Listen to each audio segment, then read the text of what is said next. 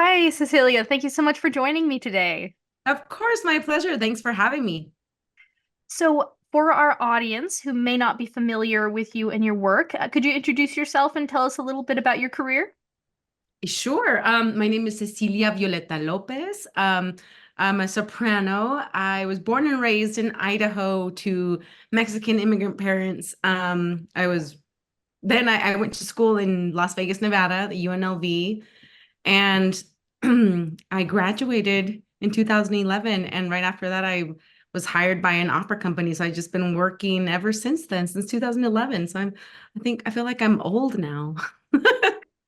I mean, in soprano terms, a little bit. There's Exactly. definitely there can be an expiration date, unfortunately, on that. For sure. Do you find? I mean, clearly you're still getting great work, but do you feel there is any kind of pressure there as a soprano?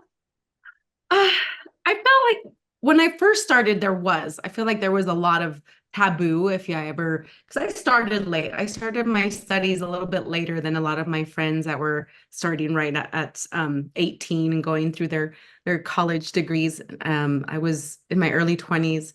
And so by the time I graduated, a lot of my established colleagues already in the field are like, oh, well, you can't say what your age is because it's taboo, then we don't want people Mhm. knowing your age, blah, blah, blah. I'm like, okay. And then as time went by, I feel like that's kind of changed a little bit because now I feel like I've gotten, I mean, and this doesn't, not everyone shares this opinion, but I have had a comment where like, well, you're too young to sing Tosca. I'm like, well, okay. All right. So, Yeah, I was but like, but if you can sing it, you can sing it, right? exactly. So, it just depends who you're talking to. Hmm. And for me, it's one of those things like my voice teacher says, if you technique is technique and you can sing whatever role as long as you sing it well and with the technique and you're good to go. But I'm like, okay, so here I am 12 years later. So what kinds of roles do you typically perform? It, anywhere, when people ask me what kind of soprano I am, I'm just a soprano, is what I like to say, because I've sung anywhere from Madama Butterfly to Violetta's, and La Traviata is my signature role. It's become my signature role. And I've sung things like Rosina in The Barber of Seville. So my voice moves, and um it's just a little bit of everything. Most recently, actually, I've been dipping into mezzo soprano roles. I just sang the role of Frida with Opera Orlando, and it's a very low role. I grew up singing mariachi music, and so I belted a lot when I was a kid, and so I feel like Mm. that register with the mariachi singing has really helped me kind of bridge both musical genres to begin with, but also I feel like it's helped me vocally to have maybe a different timbre or just have an easier access to that chest voice. And so I just sing them all. Yeah, I mean, whatever they'll let you do, right? Whatever you can get Exactly. on stage for. 100%. Well, you are going to be joining us for a really exciting concert. Our tribute to Leonard Bernstein on August 4th is going to be such a wonderful time. I think the audience is really going to enjoy it because it is such great accessible music. And you are going to be singing the part of Maria in the West Side Story suite. Is Maria a role that you've gotten to perform in the past? Maria is a role that I've done, and it's such like you said, it's very accessible music, but it's just the story of it all. It's very human, very real, Mhm. and just the being a Latina too. I feel like that when I performed the role, I felt like that really resonated with me, just being in coming from immigrant parents and living in America and just Mhm. being surrounded by all of the quote unquote American things and the people. So it's just a lot of that's the modern day Romeo and Juliet story with the West Side Story. I just felt like it was very something that probably not only resonates with me, but with a lot of people probably of like the Latino community specifically. But again, just beautiful music. And Ben Gulley is one of my Mm. favorite people on this planet. And I'm so grateful to be debuting, making a company debut there, and then just singing, sharing the stage with Ben. He's so fun. Yes, I spoke to Ben yesterday, and he Oh, said that he was wonderful. really excited to be working with you. So it's going to be just a wonderful, and of course, um, you'll be conducted by Maestro Gerard Schwarz, Yeah, who is an incredible maestro and a good friend of the Vancouver Symphony. So it's just bound to be a really, really spectacular show. wonderful. I'm looking. I'm curious. Yeah, I'm curious if you have a lot of experience performing at other festivals. A lot of I think thanks to COVID, a lot of opera companies have been starting to venture out into doing more outdoor festivals and performances. So just last weekend, I was at Opera Idaho in Boise, where we did an Opera in the Park concert. And this is my second time performing there. And it was so hot.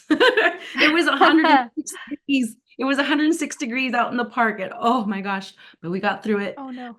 In Opera Colorado as well, we did an outdoor performance with it was with the botanical gardens in Denver. It was beautiful, very fun concert that we did there. And so it's I'm no stranger to the outdoor performances. So I'm looking forward to this. It'll be fun.